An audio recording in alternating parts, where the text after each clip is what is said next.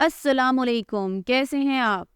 جی، ہم نے اپنی کہانی ختم کی تھی جب حضرت ابراہیم علیہ السلام حضرت ہاجرہ اور ننھے اسماعیل کو مکہ چھوڑ کر واپس فلسطین آ گئے۔ تو اب حضرت ہاجرہ اور اسماعیل علیہ السلام کے پاس اللہ تعالیٰ نے جرہم قبیلے کے لوگوں کو بھجوا دیا اور وہ لوگ وہاں پہ رہنا شروع ہو گئے۔ اس کے علاوہ حضرت ابراہیم علیہ السلام کبھی کبھار اپنی بیوی اور اپنے بچے سے ملنے کے لیے مکہ جایا کرتے تھے۔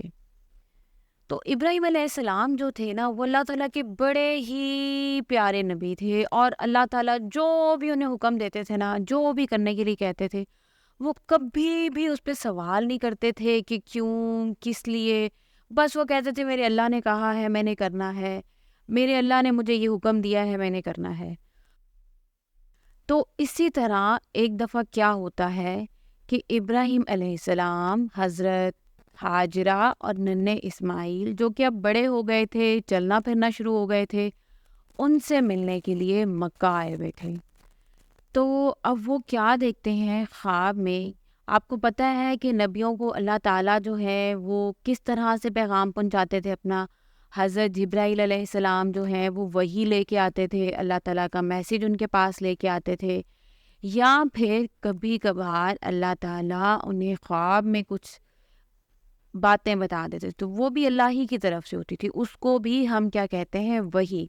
جو پیغام اللہ تعالیٰ اپنے نبیوں کو حضرت جبرائیل علیہ السلام کے ذریعے یا خواب میں دکھا دے، اس کو کہا جاتا ہے وحی۔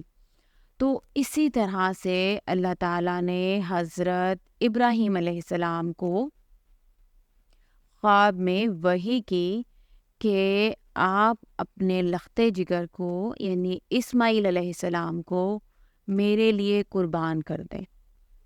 اب یہ اتنی بڑی آزمائش کہ ابراہیم علیہ السلام اٹھے ہیں، انہوں نے سوچا ہے، انہوں نے کہا یہ خواب تو مجھے اللہ ہی کی طرف سے آیا ہے اور اللہ ہی چاہ رہے ہیں کہ میں ایسا کروں۔ تو اب وہ کیا کرتے ہیں؟ وہ اسماعیل علیہ السلام سے، جو کہ اس وقت چلتے پھرتے تھے، کوئی 9-10 سال ان کی عمر ہوگی یا اس سے تھوڑے بڑے ہوں گے، ان سے کہتے ہیں کہ بیٹا میں نے خواب دیکھا ہے اور اللہ تعالیٰ کا حکم ہے کہ میں تمہیں ان کے لیے قربان کر دوں۔ اب یہ تو بیٹے کے لیے بھی بہت بڑی آزمائش تھی کہ باپ بھی نبی ہیں، بیٹا بھی اللہ تعالیٰ کا نیک بندہ ہے، نبی ہے، وہ بھی مستقبل میں ہونے والے نبی ہیں، تو یہ کیا معاملہ ہے؟ تو آپ کو پتہ ہے اسماعیل علیہ السلام نے کیا کہا؟ انہوں نے کہا ابا جان آپ بالکل پریشان نہ ہوں، جو اللہ تعالیٰ نے آپ کو حکم دیا ہے آپ اس کو پورا کریں، اور مجھے آپ فرما بردار لوگوں میں سے پائیں گے۔ یعنی اللہ تعالیٰ نے جو حکم دیا ہے میں بھی اس کو پورا کروں گا، میں بھی اس کی فرما برداری کروں گا۔ اب جی کیا ہوتا ہے، حضرت ابراہیم علیہ السلام حضرت اسماعیل علیہ السلام کو لے کے چل پڑتے ہیں۔ تو اس وقت نا انہوں نے ایک جگہ مخصوص کی ہوتی ہے قربانی کرنے کے لیے۔ تو جب وہ وہاں پہ جاتے ہیں تو راستے میں کیا ہوتا ہے، تو اب شیطان جو ہوتا ہے نا، اس کی کوشش ہوتی ہے کہ جب کوئی اللہ تعالیٰ ہمیں حکم دے نا تو ہم اس کو ڈیلے کر دیں، اس کو ہم پورا نہ کریں۔ جس طرح سے جب ہم فجر کی نماز کے لیے اٹھتے ہیں تو بڑی زور کی نیند آنا شروع ہو جاتی ہے نا، اٹھا ہی نہیں جاتا۔ وہ کیا ہوتا ہے، اس وقت شیطان جو ہوتا ہے نا وہ تھپکیاں دے کے سلا رہا ہوتا ہے اور بڑی مزے کی نیند اس ٹائم پہ آتی ہے، تو شیطان تنگ کر رہا ہوتا ہے۔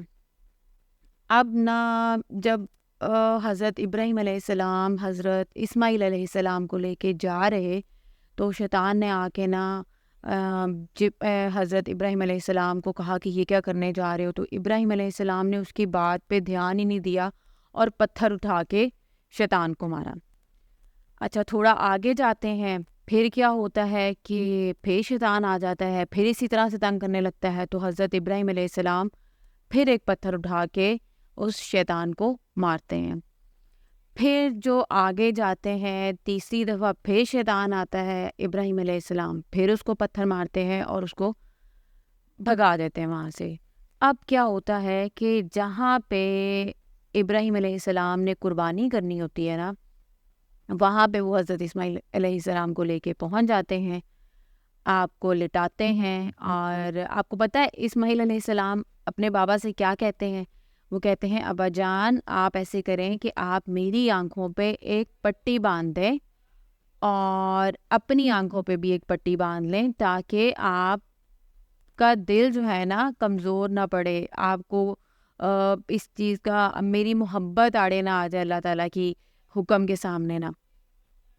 تو پھر کیا ہوتا ہے، ابراہیم علیہ السلام اپنی آنکھوں پہ بھی پٹی باندھتے ہیں، حضرت اسماعیل علیہ السلام کی آنکھوں پہ بھی پٹی باندھتے ہیں اور چھری چلانے لگتے ہیں ان کی گردن کے اوپر۔ لیکن اللہ تعالیٰ اس ٹائم پہ نا چھری کو حکم دیتے ہیں، کہتے ہیں چھری رک جاؤ، اور چھری جو ہوتی ہے نا وہ رک جاتی ہے۔ پھر اللہ تعالیٰ ایک مینڈا، ایک دمبا جو ہوتا ہے وہ جنت سے بھجواتے ہیں، اور حضرت جبرائیل علیہ السلام اسماعیل علیہ السلام کو اٹھا کے سائڈ پہ کھڑا کرتے ہیں اور دمبے کو نیچے لٹا دیتے ہیں۔ جب دمبا چھری کے نیچے آتا ہے تو حضرت ابراہیم علیہ السلام چھری چلاتے ہیں، اور جب وہ چھری چلاتے ہیں تو آواز کس کی آتی ہے رونے کی؟ یا جب ہم قربانی کر رہے ہوتے ہیں تو جو بکرے ہوتے ہیں یا جو گائے قربان کرتے ہیں ان کو درد ہوتا ہے نا، تو وہ چیختے ہیں نا، اس طرح سے وہ جو آواز آتی ہے وہ ایک مینڈے کی آتی ہے، یعنی ایک دمبے کی آواز آتی ہے۔ حضرت ابراہیم علیہ السلام بڑے پریشان ہوتے ہیں، اور وہ جب اپنی آنکھوں سے پٹی اتارتے ہیں تو دیکھتے ہیں کہ چھری کے نیچے تو مینڈا ہے، اور جب وہ اسماعیل علیہ السلام کو ڈھونڈنے کے لیے ادھر ادھر دیکھتے ہیں تو کیا دیکھتے ہیں کہ اسماعیل علیہ السلام سائڈ پہ کھڑے ہوئے مسکرا رہے ہیں۔ تو حضرت ابراہیم علیہ السلام کو اللہ تعالیٰ پہ اتنا پیار آتا ہے، اتنا شکر کرتے ہیں کہ فوراً سجدے میں گر کے اللہ تعالیٰ کا شکر کرتے ہیں، اور اسماعیل علیہ السلام کو اپنے گلے سے لگاتے ہیں، اور ساتھ میں یہی کہتے ہیں بے شک ہمارا اللہ تعالیٰ جو ہے نا وہ ہمیں کسی ایسی آزمائش میں نہیں ڈالتا جس میں وہ ہماری مدد نہ کرے۔ تو جب بھی کوئی زندگی میں مشکل آتی ہے نا، وہ ٹیسٹ ہوتا ہے اللہ تعالیٰ کی طرف سے۔ تو اللہ تعالیٰ ٹیسٹ کرنا چاہ رہے ہوتے ہیں کہ جو میرا بندہ ہے وہ میرے پہ کتنا بھروسہ کرتا ہے۔ تو اللہ تعالیٰ کو حضرت ابراہیم علیہ السلام کی یہ والی ادا نا بڑی اچھی لگی کہ میرے بندے نے، میرے نبی نے میرے سے سوال ہی نہیں کیا کہ اللہ کیسے میں اپنے بچے کو اس طرح سے قربان کر دوں، یا کچھ بھی نہیں انہوں نے کہا۔ تو پھر اللہ تعالیٰ نے کیا کیا کہ اللہ تعالیٰ نے ہر ذی الحج کی 10 تاریخ کو قربانی کرنا نا، ہر مسلمان جس کے پاس اتنے پیسے ہوں یا جس کے پاس اتنی استطاعت ہو کہ وہ قربانی کرے، اور ایک کوئی گائے ذبح کرے، بکرا ذبح کرے، مینڈا ذبح کرے، اور اس کو اللہ کی راہ میں تقسیم کر دے۔ آپ کو پتہ ہے جو ہم قربانی کرتے ہیں، جو ہم گوشت اس کا ڈسٹریبیوٹ کرتے ہیں، اس کے 3 حصے کرتے ہیں تاکہ ہر بندہ جو ہے نا اس گوشت کو کھا سکے۔ تو یہ اللہ تعالیٰ نے حضرت ابراہیم علیہ السلام کی یہ والی سنت بھی حج کے ساتھ لازم و ملزوم کر دی۔ ایک کون سی تھی؟ حضرت ہاجرہ کی، کہ جب ہم حج پہ جاتے ہیں تو ہم سعی کرتے ہیں نا، صفا سے مروہ کی طرف دوڑ لگاتے ہیں، بھاگتے ہیں، ایک یہ والی۔ اس کے علاوہ حج اور عمرے پہ جب ہم لوگ حج پہ جاتے ہیں تو ہم شیطان کو پتھر مارتے ہیں، 3 جمرات ہوتے ہیں ان کو پتھر مارتے ہیں، یہ بھی حضرت ابراہیم علیہ السلام کی سنت ہے۔ اس کے علاوہ ہم جو لوگ حج پہ جاتے ہیں وہ بھی قربانی کرتے ہیں، اور جو مسلمان حج پہ نہیں جا سکتے وہ کیا کرتے ہیں کہ وہ اپنے گھروں میں قربانی کرتے ہیں اگر ان کے پاس اتنے وسائل ہیں۔